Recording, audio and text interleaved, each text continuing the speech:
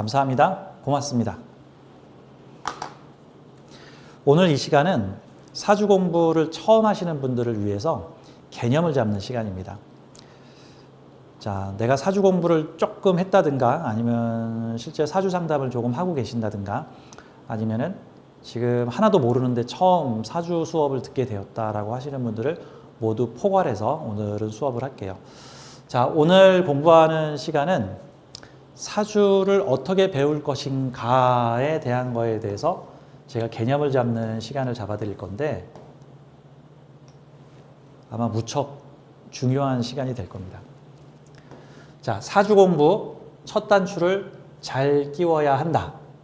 사주 명리학 공부를 시작하는 데 도움이 되는 사전 공부인데 저는 어떻게 보면은 오늘 얘기하는 이 내용이 정말 중요한 내용이라고 생각을 해요. 왜냐하면 오늘 이 내용을 모르고 사주 공부를 시작을 하면 그러니까 사주 왜 배워야 되지? 배워서 뭐에 쓰지? 사주를 어디에 쓸 수 있지? 사주로 뭘 할 수 있지? 이런 거에 대한 근원적 질문에 계속 시달리게 됩니다. 그래서 오늘 저하고 전반적인 개념과 철학을 잡고 수업 들어가도록 해요. 제가 교재를 좀 만들어 온 내용들을 좀 설명을 드리겠습니다. 자, 우선 여기 보면 표가 보이죠? 이 표가 기초반에서 공부할 내용을 딱 한 장으로 포괄한 겁니다. 그러니까 우리가 기초반을 3개월을 배우든 5개월을 배우든 어떤 분이 1년을 배우든 사실 다 이 안에서 배우는 거예요. 요 안에서. 뭐 외우는 게 어렵다? 그냥 요거 한 장만 프린터 해가지고 또는 스마트폰에 넣고 다니시면 됩니다. 그래서 요 표 한 장에 우리가 공부할 이론적인 내용이 모두 들어있다. 그러면 암기를 못하더라도 요 표에 써있는 내용들만 이해를 해도 우리는 사실 사주에 대한 기초를 어느 정도 다 알 수가 있습니다. 다음. 제 수업 커리큘럼에 대해서 조금 소개를 해드리자면은 이 호신쌤이 그동안 10년 동안 공부를 해왔던 방식이 이 시즌 1, 시즌 2, 시즌 3, 시즌 4, 시즌 5 이렇게 했었는데 제가 2026년부터는 이 과정을 좀 줄일 생각이에요. 그래서 기존의 시즌 2하고 시즌 3을 통합을 해서 기초심화반, 그 다음에 시즌 3에서 고급 통변반, 영성명리반 이런 식으로 나갈 건데요. 좀 길게 진행했던 거를 좀 압축을 할 생각입니다. 자, 이제 오늘 저하고 함께 공부할 내용에 대해서 보도록 할게요.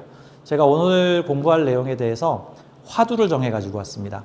자, 이게 화두예요. 자, 중요한 것부터 위에다 올려놨습니다. 저하고 함께 공부를 해보죠. 자, 우선 사주 명리학 공부를 시작하는 데 있어서 첫 단추를 잘 끼워야 됩니다. 자, 이런 것들을 좀 설명을 드릴게요. 이거 중요한 내용입니다.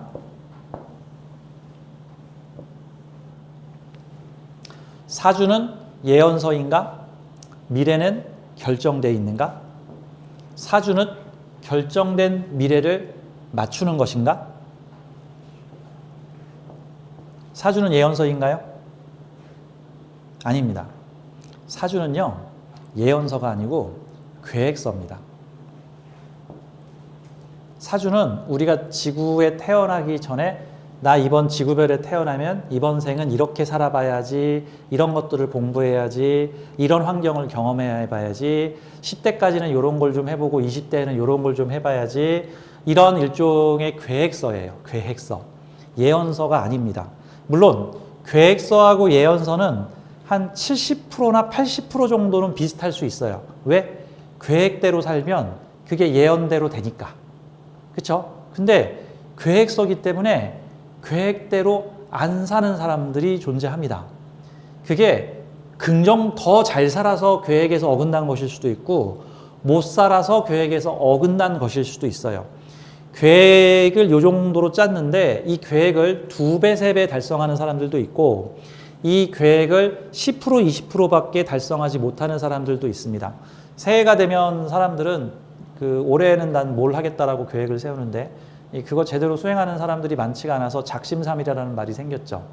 그래서 사주는 계획서예요. 그러니까 우리는 사주 상담을 할 때 너 지금 뭐 하고 있지? 이렇게 찍어 맞추려고 하지 말고요. 이 사람이 지금 계획 성취율이 어느 정도 되나? 사주에 쓰여 있는 계획대로 잘 살고 있나? 그래서 사주에 하라는 거 잘했나? 사주에서 경험하라는 거 잘했나?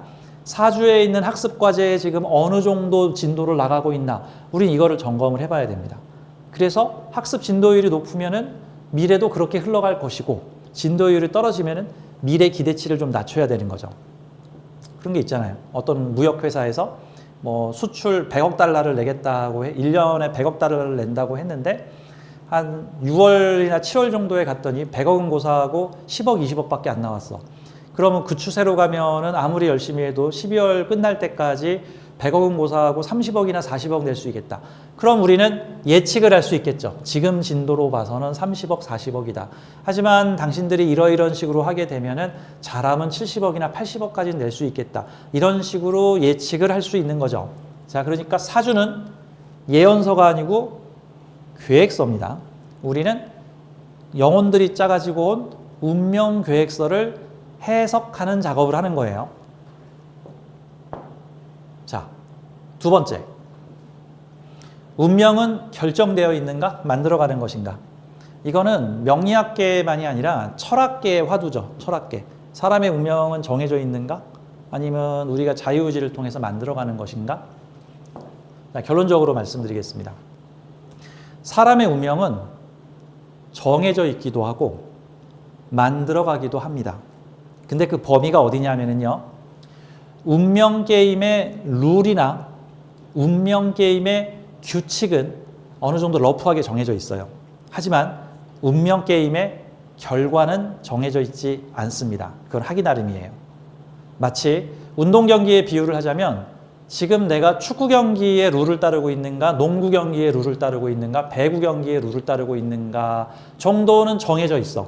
그래서 그 룰을 어기면은 반칙, 뭐 안 좋은 페널티를 겪기도 하고, 뭐 퇴장당하기도 하고, 또 승부차기를 하기도 해. 그런데 그 게임의 결과는 정해져 있지 않아요. 즉, 내가 지금 축구 경기의 룰을 따르고 있구나라는 건 알 수 있지만 내가 5대 0으로 이길지 또는 5대 5로 비길지 10대 0으로 이길지 그거는 해봐야 아는 겁니다. 다만 이런 건 있겠죠. 야구 경기를 볼 때 야구 경기가 9회 말까지 하죠. 한 7회 말까지의 스코어를 보면 아, 승패가 너무 기울어서 현재 상태에서는 2회를 더 하더라도 승패가 크게 바뀌기는 어렵겠구나. 축구 경기가 끝나기 5분 전을 남겨놓고 5대 0으로 지고 있다 그러면은 아이고 이기기는 좀 쉽지 않겠구나. 뭐 이 정도 예측은 할 수 있을 거예요. 근데 축구 경기 시작한 지 10분도 안 됐는데 아유 이 팀은 저, 이 팀은 저, 아유 이 팀은 안 돼, 이 팀은 안 돼. 이렇게 말하면 곤란한 거죠. 그래서 운명 게임의 규칙은 러프하게 느슨하게 어느 정도는 정해져 있고 그 결말은 우리가 만들어가는 겁니다. 근데 우리가 나에게 주어져 있는 운명 규칙이 어떤 식으로 정해져 있는지를 알면은 훨씬 유리하겠죠. 내가 지금 농구 경기면은 발로 차면 안 되겠지, 공을. 내가 만약에 축구 경기의 룰을 따르고 있으면 손으로 잡으면 안 될 거 아니에요. 그렇죠? 배구 경기면 내가 키가 크면 유리하고 펄쩍 뛰면 유리할 거 아니야.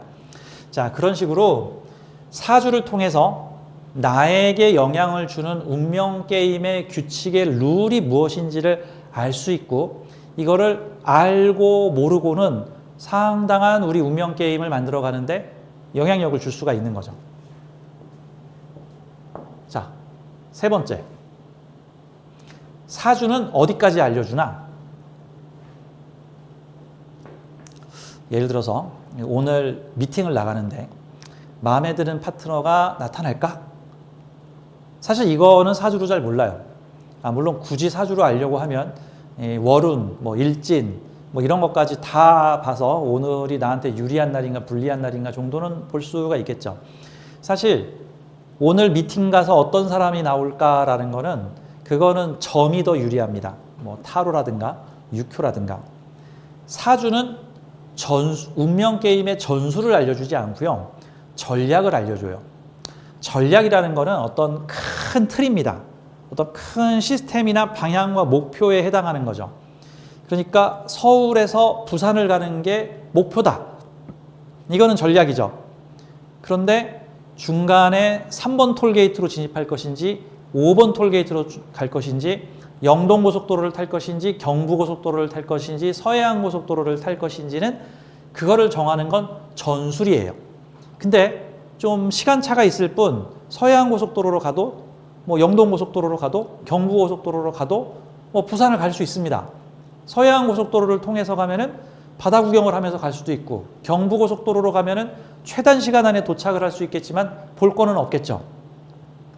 자, 그런 식으로 사주는 방향성, 운명의 방향성, 전략적인 측면을 알려준다. 그래서 경우에 따라서는 이렇게 하는 게 유리하겠구나, 저렇게 하는 게 유리하겠구나 라고 우리에게 판단의 기준을 만들어 주기도 하지만 어떤 측면에선 뭐 이래도 상관없고 저래도 상관없고 요거는 상관없는데 대신 요거는 중요하겠구나, 이런 것 등을 우리한테 알려줄 수가 있죠. 자, 다음 네 번째. 사주에 쓰여진 8개의 글자는 무엇을 말하는 것인가? 한마디로 정리해 드릴게요. 사주에 쓰여진 8개의 글자는요, 이번 지구별 체험의 미션, 내가 배워야 할 과제, 내가 경험해야 될 체험, 만일 우리를 지구별 여행자라고 가정을 한다면 내가 꼭 관광지에서 들려야 하는 버킷리스트입니다. 쉽게 말해서 사주 8글자는 내가 경험하고 체험하고 배우고 익히고 성찰해야 될 8개의 주요 과제이자 미션이에요. 운명의 버킷리스트입니다. 이렇게 말하면 쉽죠? 쉽죠. 그때 많은 사람들이 사주를 배워서 편식을 합니다. 그게 뭐냐 하면 사주를 배워서 편식을 해요. 안타깝습니다.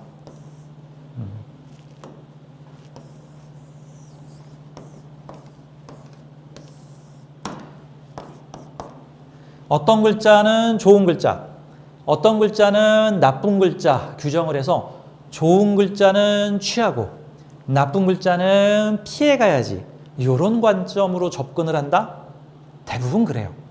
이거는 마치 학교에 가는 학생의 비유를 하자면은 학교에서 8과목을 가르치는데 자기가 좋아하는 과목은 잘 참석을 하고 좀 싫어하는 과목이나 하기 싫은 과목이나 못하는 과목들은 이렇게 수업을 땡치고 도망을 다니고 피해 다니고 선생님이 나를 잡으러 와도 도망을 다니고 선생님을 욕하고 비난하고 하는 모습과 같은 거예요. 이거 불량 학생이죠. 불량 학생. 그렇죠? 내가 못하는 과목이 있으면 좀 겸손한 마음으로 내가 이런 수업을 들어야 되는데 내가 지금 이 과목을 잘 못하는구나. 내가 좀 더 비중 있게 이 과목에 대해서 솔직히 내가 못하는 거 인정하고 좀 아랫단계부터 차근차근 올라가 보자. 제가 독일어를 못해서 죄송합니다 라고 해야 되는 거지, 독일어는 나빠, 독일어는 내 운명에 도움이 안 돼, 독일어는 귀신이야, 독일어는 배워서는 안 돼, 왜 내 사주에 독일어가 들어있는 거야 하면서 내 사주의 특정 글자나 특정 십성을 기신, 흉신으로 규정하고, 그래, 규정하는 것까진 괜찮은데 그거를 회피하든가 비난하는 거는 사주 잘못 배우는 거예요. 사주 잘못 배우는 거야. 이 편식하는 겁니다. 사주에 쓰여진 8개의 글자는 내가 경험하고 체험해 봐야 되는 거예요. 못하는 게 있으면 좀 더 해봐야겠죠. 8개의 과목 중에서 내가 한 6개 과목은 무난하게 잘 하는데 한 2개 과목만 만나면 내가 힘들어. 여러분들 그 사주 보러 오시는 분들 중에는 보면은 저는 무슨 글자만 오면 안 좋아요. 무슨 글자만 오면 힘들어요. 저 무슨 대운에 정말 죽다 살았어요. 무슨 대운에 너무 힘들었어요.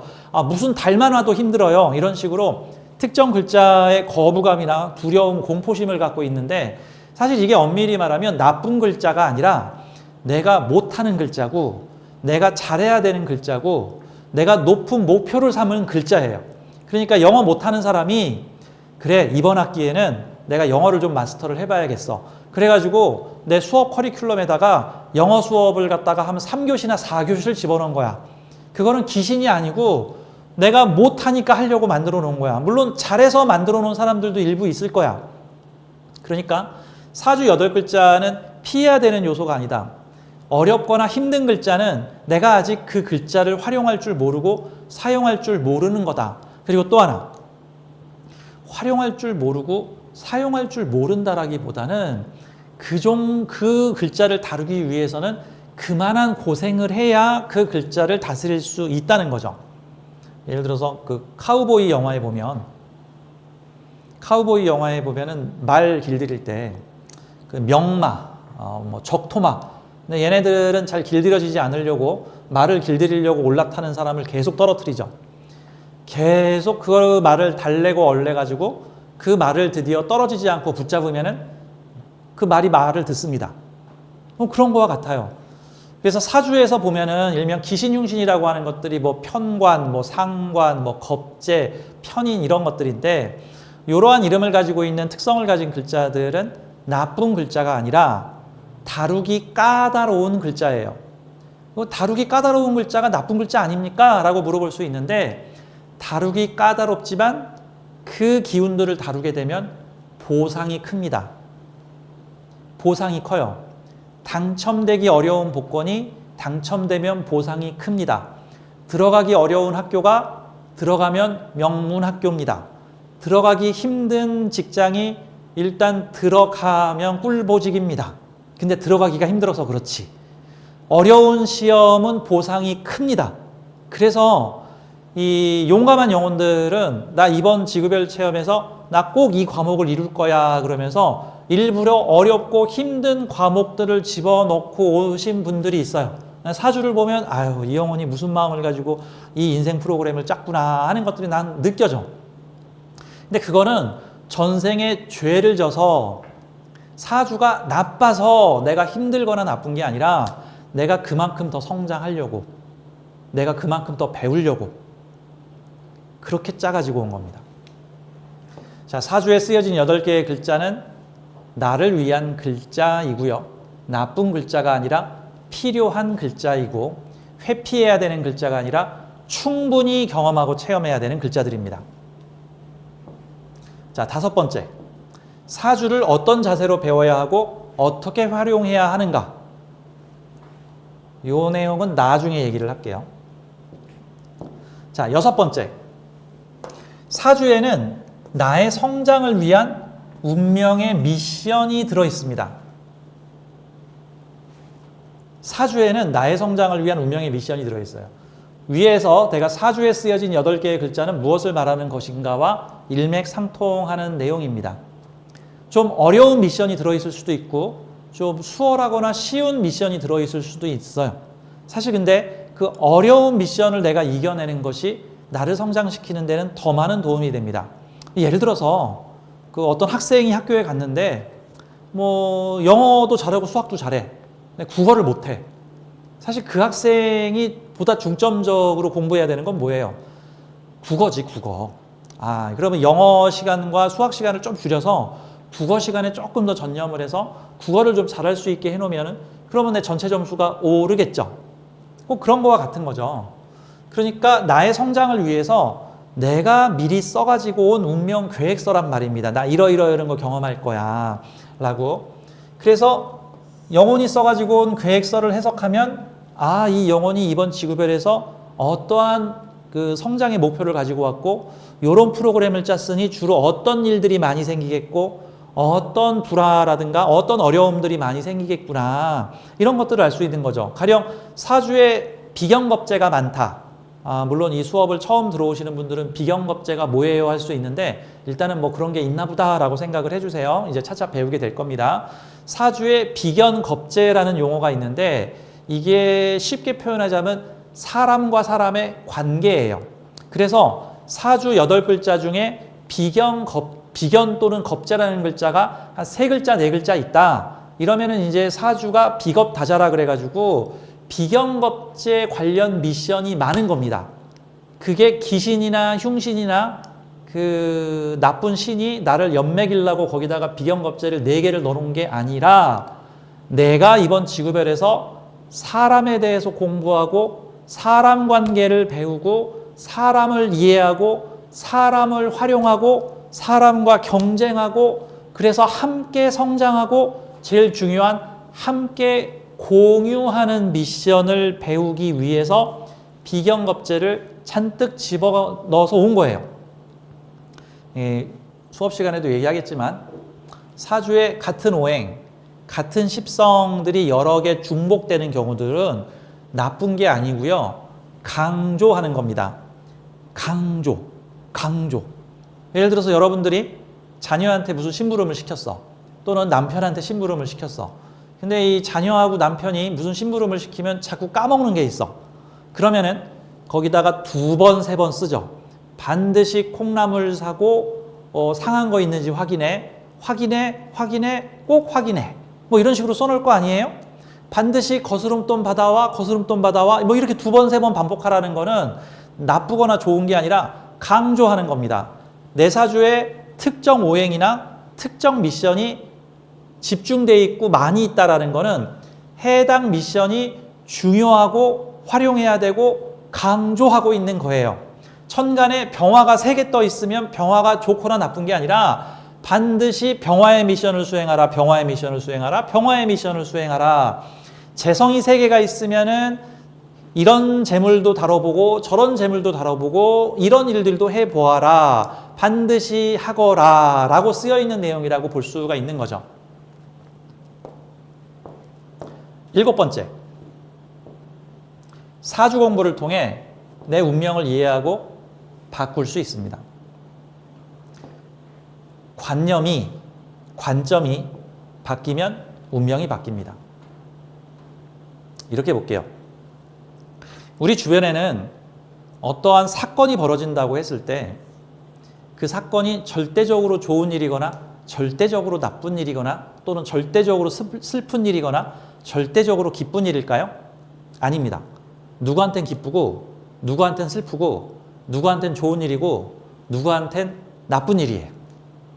그리고 어떤 사람한텐 그게 잠깐 눈앞에서는 나쁜 일이었다가도 한 2, 3년쯤 지나서는 그 일이 정말 좋은 일이었구나 라고 생각이 될 수도 있어요.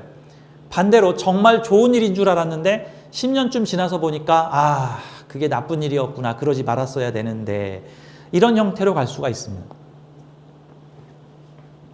그래서 현실이 바뀌는 게 아니라 내가 운명을 바라보는, 세상을 바라보는 관념이 바뀌면 나의 운명이 바뀌어요.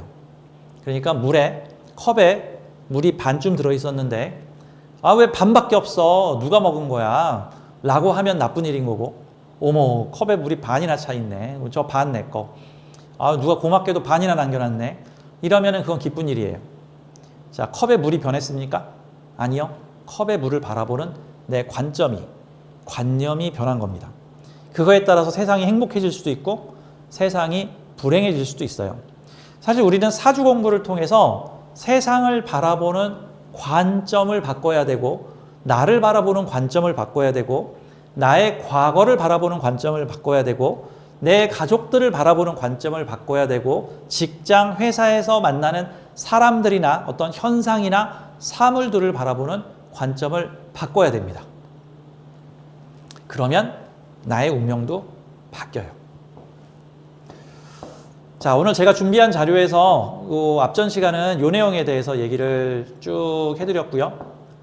다음은 요 내용도 제가 지금 해드릴 거고, 제가 준비한 과제를 조금 보여드릴게요. 제가 한 10페이지 정도를 만들어 갖고 왔습니다. 물론 아마 이번 시간에 다 못할 거예요. 다음 주에 더 자세한 내용들을 할 겁니다. 자, 요 페이지에서는 사주가 어떻게 구성되어 있고 각각의 자리는 어떤 의미를 가지고 있고 이런 거에 대해서 설명을 드릴 거고, 사주의 구조, 그 다음에 몇 개의 샘플 사주를 보면서 이런 사주들을 어떤 관점으로, 어떤 해법으로, 어떤 식으로 해석을 해야 되나, 사주 풀이를 해야 되나 라는 것들을 설명을 드릴 거고요. 그 다음에 여기다가 글자 넣기를 해서 사주 문법이 이렇게 생겼다라는 거를 좀 설명을 드릴 겁니다. 그 외에 다양한 내용들을 지금 써가지고 왔는데 이 내용들은 다음 주에 할 내용들이에요. 자, 오리엔테이션이니까 저하고 같이 기초반에서 배울 내용에 대해서 좀 설명을 드리겠습니다. 자, 기초반. 자, 처음에는 음양오행론 배울 거예요. 근데 제가 가급적이면 이론적인 부분보다는 실무적인 부분들을, 그러니까 사주를 배웠으면 좀 풀어야 될 거 아니에요. 그러니까 실무적인 부분에 좀 집중을 할 생각입니다. 그래서 음양오행론은 좀 빠르게 지나갈 생각이에요. 음양오행론을 길게 한다고 해서 사주 풀리는 거 아니니까 이게 우주론에 대한 내용입니다. 특히 동양의 성각자들이 만든 세상을 바라보는 이 우주론에 대해서 무극이 있었고 태극이 있었고 이것이 다시 오행으로 분화가 돼서 세상을 이루는 5가지 근원적 기운, 이거를 이제 오행이라고 하는데, 이 오행론에 기반해서 뭐 건강, 한의학이죠. 그 다음에 어떤 운명을 바라보는 것, 어떤 물질을 바라보는 것, 어떤 형상학적인 요소들을 바라보는 것, 뭐 이런 것들이 다양하게 생겼단 말입니다. 음양오행론에 대해서 저하고 한 2, 3강 정도를 배우게 될 거예요.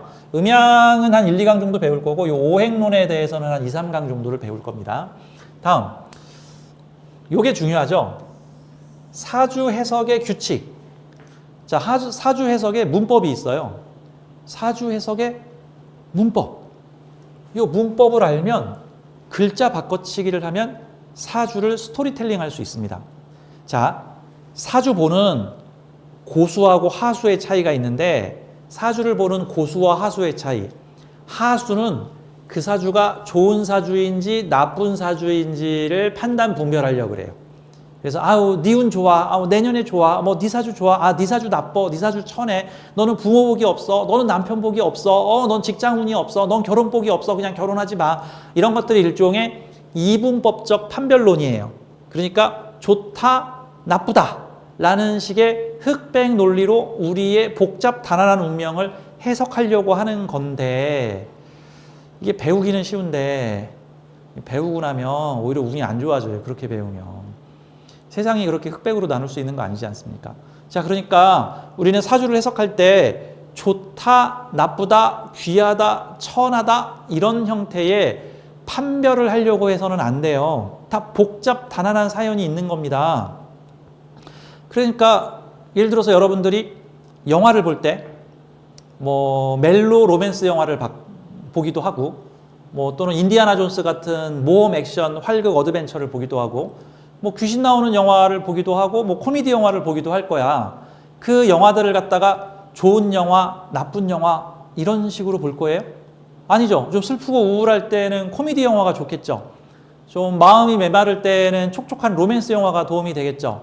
사나이 가슴 끌어오를 때는 액션 활극 전쟁 영화, 후련한 영화가 도움이 되겠죠. 또 그러면서 어떤 추리 소설이라든가 추리 영화 같은 것도 우리의 지적 호기심을 자극할 때는 필요하겠죠.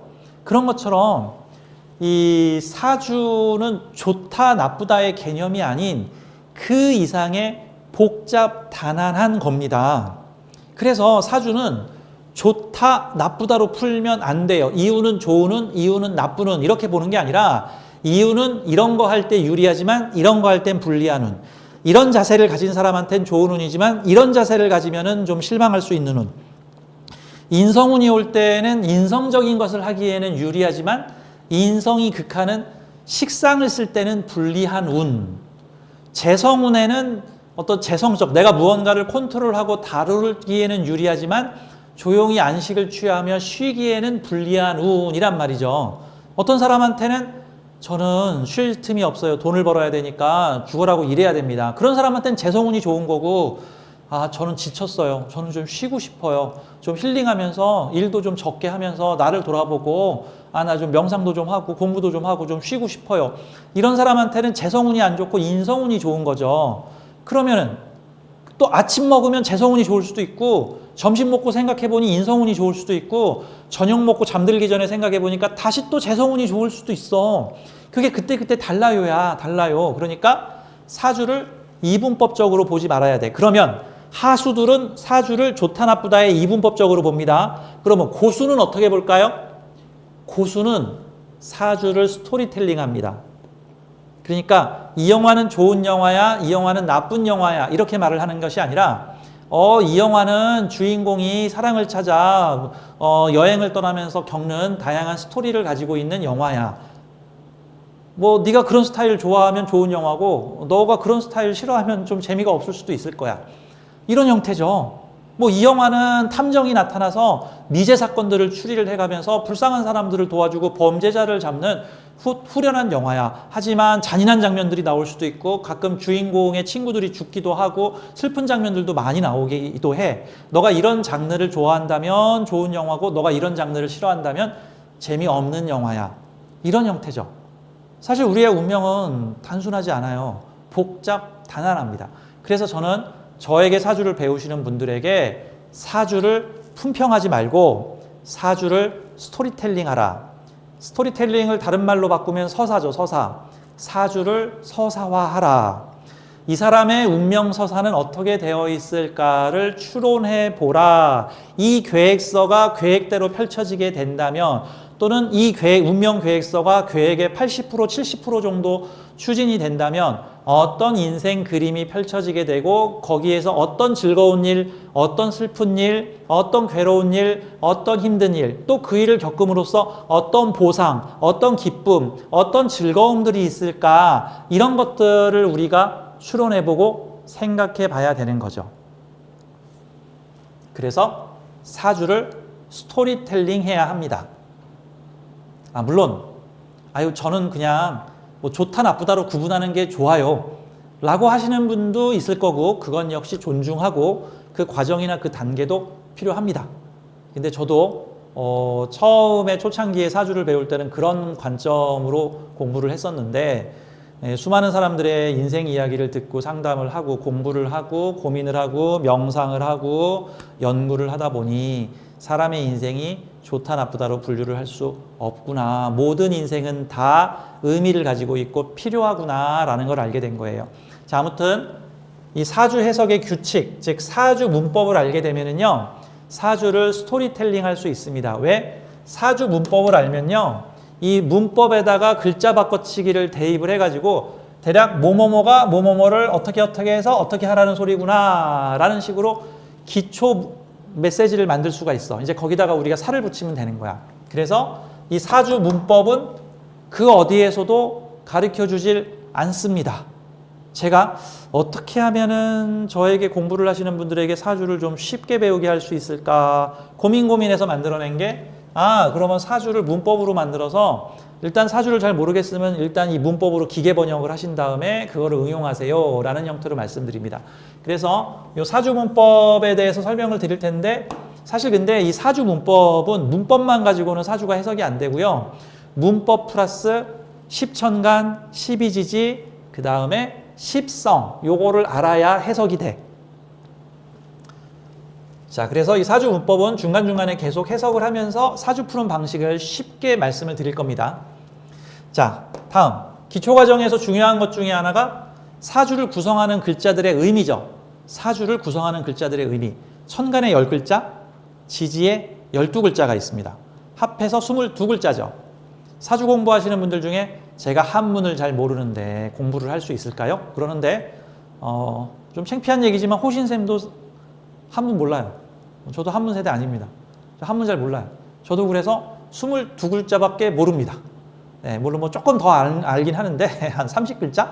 자, 여러분들 딱 22글자만 알면 돼. 뭐 그 정도는 알 수 있죠? 그래서 천간 10글자, 지지 12글자 쓰는 법하고, 그 다음에 그 글자가 가지고 있는 의미와 상징에 대해서 10천간, 12지지의 자의, 그 글자의 순수한 의미에 대한 공부를 좀 할 거예요. 요게 한 8강, 10강 정도 나가게 될 겁니다.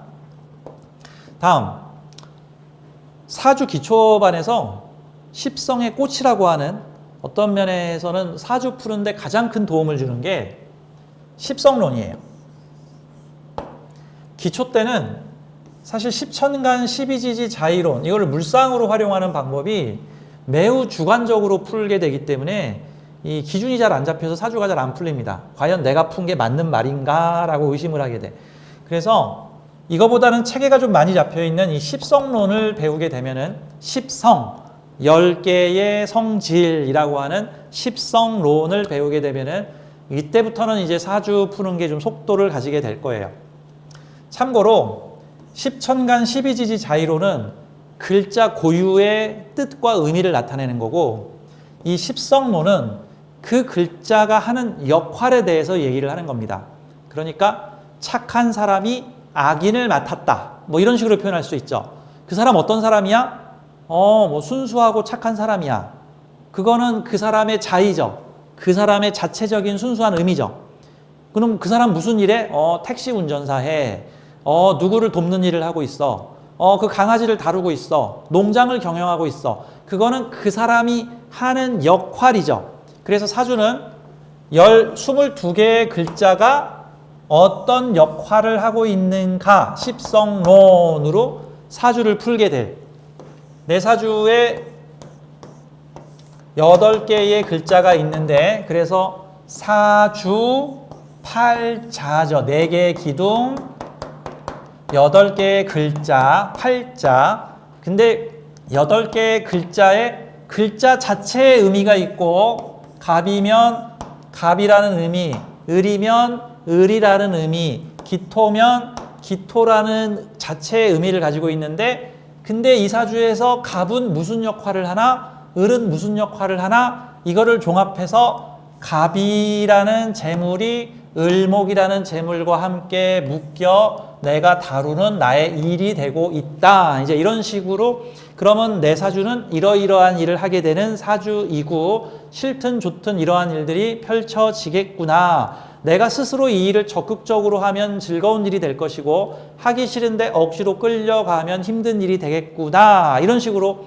해석을 할 수가 있는 거예요. 다음 천간의 생극재화와 지지의 형충회합을 함께 배울 겁니다. 이것도 기초 단계에서는 되게 핵심적인 내용이죠. 사주는 글자와 글자 간에 생, 극, 합이라고 하는 세 가지의 핵심적인 역할이 있어요. 자, 생, 극, 합. 근데 이 합은 극하고 같이 움직이기 때문에 그냥 둘로 나눠서 생하느냐, 극하느냐.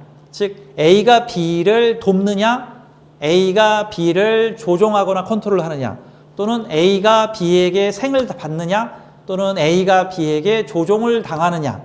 이런 관계로 생극이라는 관계가 있는데 이 생극의 의미를 제대로 배울 거고요. 왜냐하면은 이 사주를 배우시는 분들이 아직 세상을 흑백 논리와 이분법적 관념으로 배우시게 되면은 생은 좋은 거고 극은 나쁜 건가요?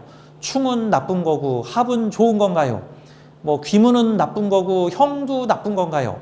합은 좋은 건가요? 뭐 이런 식으로 좋으냐 나쁘냐 좋으냐 나쁘냐로 다 가리려고 그러는데 그렇지 않아요.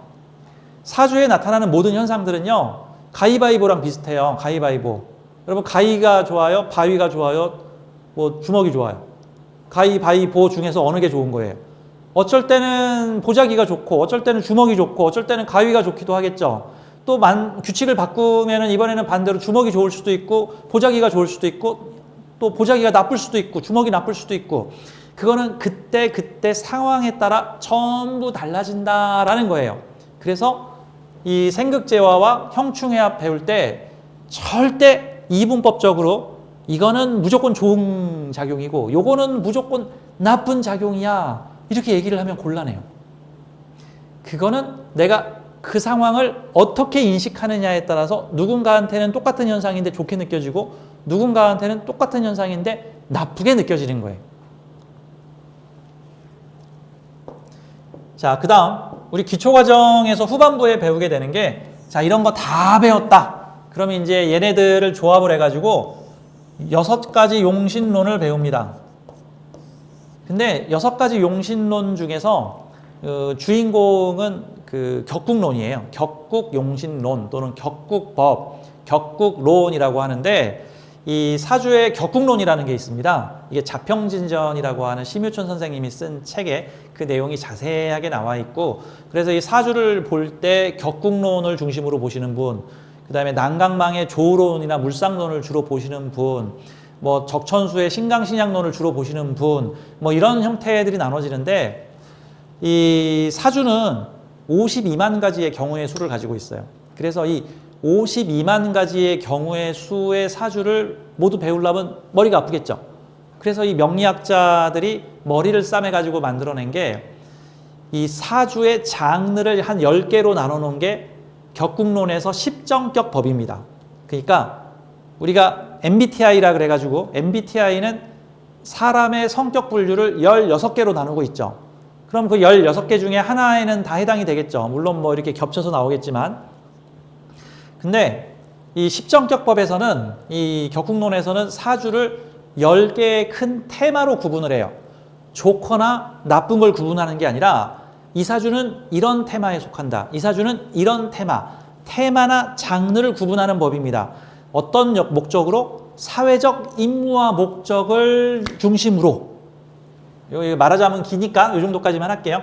격국론을 주로 배우게 될 거고요. 나머지 5개의 용신법, 뭐 억부용신, 뭐 중화용신, 뭐 통관용신, 소통용신, 조우용신, 뭐 전황용신 이런 형태들의 다른 용신법들에 대해서는 간략히 소개를 할 건데 사실 제가 용신론을 가리키는 목적은 용신론이 중요하니 꼭 배워라 라는 내용이 아니고 엄밀히 말하면 용신론에 빠지지 마라. 용신론에 매몰되지 마라. 용신법 배우면 사주 다 푼다고 생각하지 마라. 그래서 용신론의 한계와 장점에 대해서 분명하게 언급을 해줄 거예요. 그러니까 모르는 사람들이 용신에 맹신을 하는데 용신법에 대해서 알고 나면 아 이럴 땐 이 용신법이 필요하고 요럴 때는 요 용신법이 필요하고 아 요거는 용신으로 풀 수 있는 사주가 아니라 다른 방식으로 풀어야 되겠구나. 사실 스토리텔링으로 풀면 다 풀려요. 꼭 용신이 아니더라도. 대신 용신은 각각의 상황에 따라서 이런 상황에서는 이 글자가 중요해지고 이런 상황에서는 요 글자가 중요해지고 이런 측면에서는 요 글자가 중요해지는구나라는 어떤 사주 분석법적 측면에서 매우 유리합니다. 그래서 용신에 매몰되지 않되 또 그렇다고 용신을 무시할 수도 없으니 이거에 대한 적당한 균형을 잡을 수 있게 제가 균형 잡힌 용신론에 대해서 가르쳐 드릴 겁니다. 그리고 끝으로 사주 스토리텔링법. 사주를 좋다 나쁘다로 안 풀면 어떻게 풀어야 돼요? 이야기로 풀어야 돼요. 우리 운명의 서사가 어떻게 쓰여 있는지, 어떻게 살라는 것인지, 어떤 식으로 흘러갈 것인지에 대한 대략적인 러프한 스토리텔링을 사주를 보고 할 줄 알아야 됩니다. 마치 이런 것 같은 거죠. 저의 말년은 어떻게 될까요? 물어봤어. 말년운을 딱 봤더니 식신상관이 가득 들어와서 막 형충을 해. 말년에는 어떤 책임과 의무에 얽매이지 않고 당신이 하고 싶은 일을 마음껏 하며 그동안 못 해본 것을 원 없이 누리는 운이 될 것입니다. 라고 얘기를 해줬다고 쳐. 이건 좋은 운인가요? 나쁜 운인가요? 어떤 사람한텐 어머 좋은 운이군요. 어떤 사람한텐 안 돼요. 내가 아이들을 늦게 봐서 나는 70까지 일을 해야 돼요. 어떻게 놀러를 갑니까? 어떤 사람한테는 안 좋은 운이죠. 부부 상담을 할 때 한 50대 여성분들이나 40대 중후반의 여성분들이 남편 사주를 보러 오면 꼭 물어보는 게 있습니다. 우리 남편 언제까지 일해요? 그 부인 입장에서는 남편이 70대, 80대까지 일해요. 그러면 아주 좋아하시고요. 아유, 남편 퇴직하면 할 일이 없겠어요. 퇴직하면 쉬셔야겠어요. 그러면 매우 싫어하십니다. 근데 반대로 남자분들이 왔어요.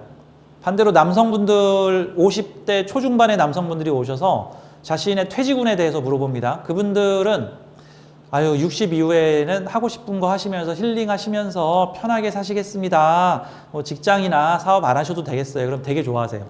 근데 아유 당신 사주는 80까지 일해야겠네. 못 쉬어 이렇게 얘기하면 으악 합니다. 같은 상황인데 부인의 입장과 남편의 입장이 다르죠. 자식의 입장도 다르죠. 보통은 남자분들이 이혼을 했는데 60대에 새로운 짝을 만나서 결혼하려고 그러잖아요. 그러면 난리가 납니다. 누가 난리나요? 자식들이 난리가 나.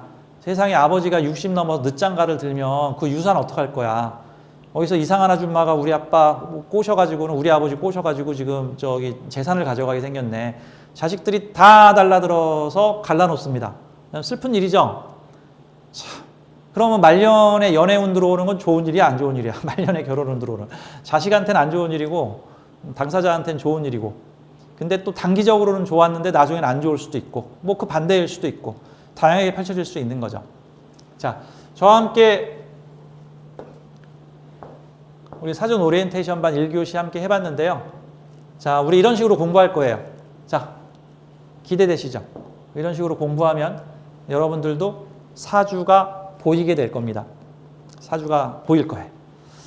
자, 우리 1교시 오리엔테이션은 여기까지 하고요. 2교시 때 뵙도록 하겠습니다. 감사합니다.